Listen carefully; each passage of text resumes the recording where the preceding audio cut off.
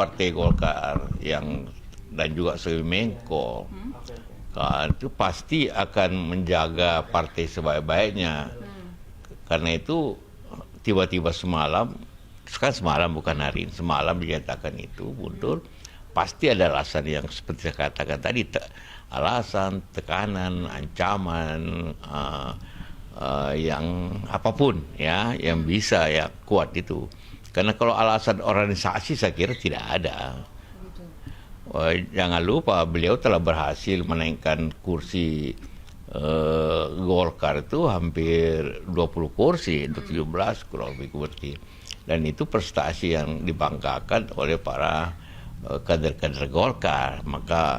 Dan juga Erlangga telah berhasil memenangkan Pak Prabowo dengan Gibran, sesuatu prestasi yang tentunya dengan segala usaha dan pengorbanan, tiba-tiba mundur pasti ada alasan lebih kuat lagi.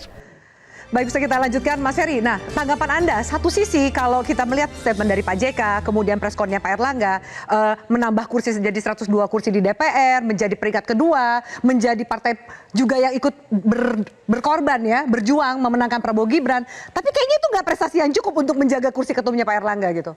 Tidak cukup untuk menjaga kursi Pak Erlangga kan. Makanya tadi ada Sloro ya, kurang lebih ini akan jadi keajaiban dunia ke-8 begitu ya. Kenapa alasan pemberhentian ini sesungguhnya? Kan misteri ini ya. Kenapa itu terjadi padahal dia berhasil dalam banyak hal. Tadi dikatakan itu dampak kotel efek. Kotel efek itu akan lebih terdampak kepada Partai Gerindra. Artinya kerja di internal Partai Golkar bagaimanapun, boleh yang lain bilang ini jasanya di Partai Golkar, tapi tentu yang paling depan adalah jasa ketua. Tidak bisa dihindari itu. Dan bagi saya sulit kita sekarang melihat bahwa tidak ada sesuatu menjelang akhir peralihan kekuasaan. Di mana orang-orang yang besar membutuhkan perahu besar. Salah satu perahu besar itu adalah Partai Golkar. Dan itu sangat penting. Bukan tidak mungkin ini perebutan menuju ke arah itu. Untuk memastikan orang besar yang akan keluar dan berakhir masa jabatannya memperoleh perahu penting dan besar. Dan itu sulit dinafikan. Berbagai peristiwa politik, pergantian kepentingan partai politik tidak hanya terjadi di Indonesia. Tetapi yang seburuk ini romannya, kenapa saya bilang buruk? Karena ini terjadi menjelang harusnya Munas Partai Golkar itu terjadi dengan smooth di bulan Desember.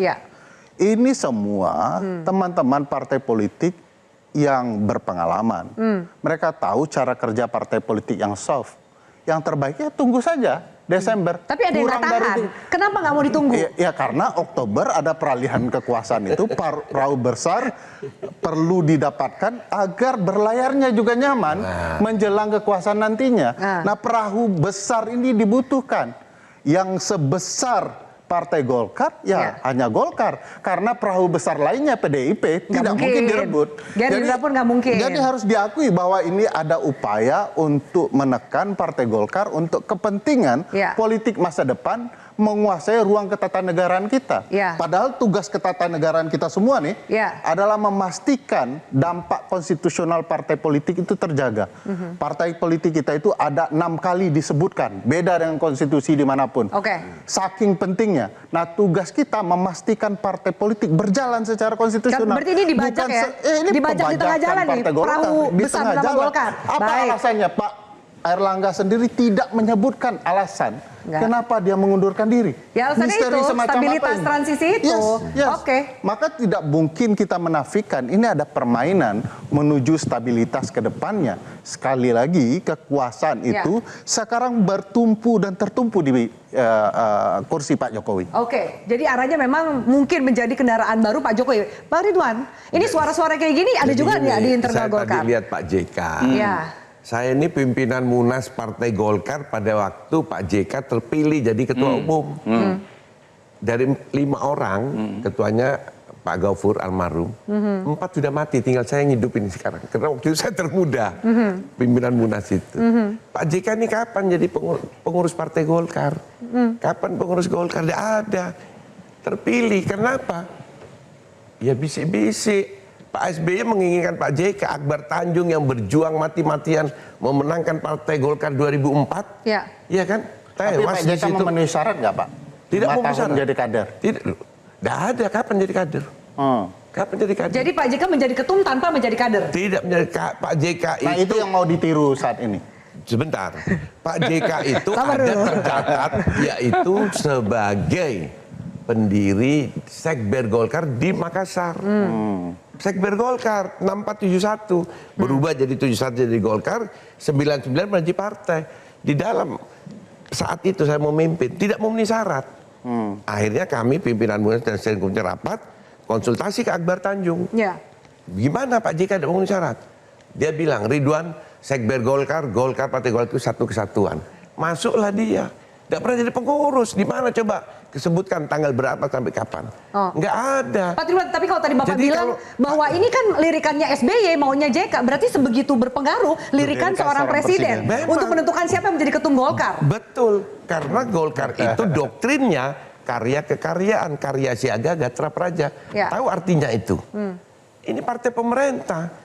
Karya siaga itu setiap kader Golkar harus berkarya sesuai dengan profesi masing-masing, menjaga pemerintahan gatra praja. Jadi dia akan menjaga pemerintahan yang ada. Menyambung tadi statementnya Pak Kodari, siapa lirikan yang kemudian dilirik oleh Presiden hari ini, Pak Jokowi? Untuk apa? Untuk jadi ketum, ya kan? Saya Pak Jokowi langsung. Pak Jokowi langsung? Harus. Kan belum bisa dong. Apa bisa? Belum bisa, kenapa? Kan jadi kader. Partai terbuka ini Golkar. Jadi nggak jadi kader itu nggak masalah. Gimana Pak? Siapa bilang Pak Jokowi tidak jadi kader? Lah, siapa yang bilang? Dia kan Pak Jokowi kan kader PDI Perjuangan? Di mana ke PDIP? Lah, PDIP itu hanya dipakai kendaraannya, Bos. Tapi kan terdaftar sebagai anggota. Ada KTA-nya, Pak? Ada KTA-nya. Dia itu tahun 97 sudah jadi kader Golkar. Aduh, tapi kan udah keluar begitu masuk PDIP. Nggak bisa, nggak pernah dia mengatakan keluar. Jadi itu dihitung gitu? Bagi saya itu seberapa. Sebentar. Enggak dong. Oke, baik. Sekarang ya saya tahu. Saya pikir kita tidak boleh mengedepankan pilihan tanpa tahu aturan. Sebentar. Nah, jangan karena dia presiden lalu kita mudahkan segala urusan. Enggak presiden. Tahu namanya Soekarwo di Jawa Timur. Pengurus Golkar bareng saya. Maju pilkada 2008. Saya ini diambil oleh PDIP Sucipto Ridwan melawan Karwo Saiful. Karwo ini pengurus Golkar bareng saya. Jadi Partai Demokrat menang, jadi ketua Partai Demokrat. Sekarang di mana Karwo? Dewan Pakar sama saya. Jadi yang namanya itu kan kembali lagi jadi kader. Makanya Jokowi juga kembali lagi jadi kader. Hari ini kan bukan kader Golkar, Pak, ya kan? Oke, Mas Kodari gimana? Jadi gini, cara pandang begini. Menurut saya kita pertama-tama harus kembalikan ke Partai Golkar. Jangan cara pandang melihat partai lain itu dipakaikan untuk Partai Golkar. Beda dong. Partai Golkar ini partai karya kekaryaan. Dia inherent menjadi bagian dari pemerintah. Nah, Airlangga tuh tahu bahwa orang-orang di internal Partai Golkar itu pasti mau bergabung dengan pemerintahan. Tapi Erlangga juga kan nggak ingin tidak keluar dari pemerintahan. Semua yang diinginkan oleh penguasa dan saya bilang juga diikuti, tadi dia nggak percaya diri. Dengerin saya, dia nggak percaya diri. Kalau mau bertarung lagi, gitu loh. Kalau mau presiden, Bang. Kalau mau bertarung lagi ya silakan, gitu loh. Termasuk Pak JK, termasuk Pak JK tadi. Pak JK kan sudah menceritakan pengalaman dia sendiri. Dia seolah-olah dia nggak pernah menjadi petarung di situ bahwa ini Airlangga menang. Loh Pak JK, Anda dulu itu melawan Pak Akbar Tanjung. Pak Akbar Tanjung itu hebatnya lebih daripada Airlangga, prestasinya menang. Anda lawan gitu loh. Bang Kodari sebentar ya. Saya bacakan lagi nih. Emang yang Pak JK kerjain bukan kekuatan eksternal. Saya bacakan lagi statement Pak JK ya. Tiba-tiba semalam disampaikan oleh Pak JK ada rasa tekanan, ancaman dan ini bukan masalah organisasi. Saya lucu aja lah. Saya dengerin Pak JK lucu aja dah, skip aja. Jadi intinya nggak ada apa situasi yang digambarkan oleh Pak JK. Partai Golkar itu partai yang beradaptasi menyesuaikan dengan kekuasaan. Tesis saya yang pertama, setiap kali terjadi pergantian di tingkat pusat, Golkar itu menyesuaikan diri. Jadi ini adaptasi orang Golkar sendiri. Adaptasi gitu tapi satu sisi banyak.